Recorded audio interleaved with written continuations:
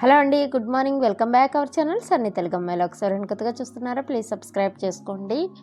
Hospital చుట్టూరు తిరగకుండా నేను చెప్పే విధానంగా చేసుకున్నారండి. ఇంట్లోనే చక్కగా ఈజీగా చేసుకొని తినొచ్చండి.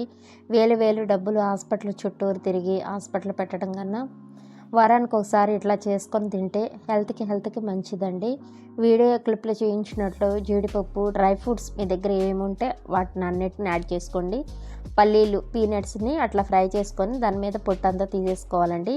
కొంచెం గీ యాడ్ చేసుకొని అదంతా అవి డ్రై ఫ్రూట్స్ అన్నిటిని ఫ్రై చేసుకున్న తర్వాత పల్లీలు కూడా ఫ్రై చేసుకోవాలండి.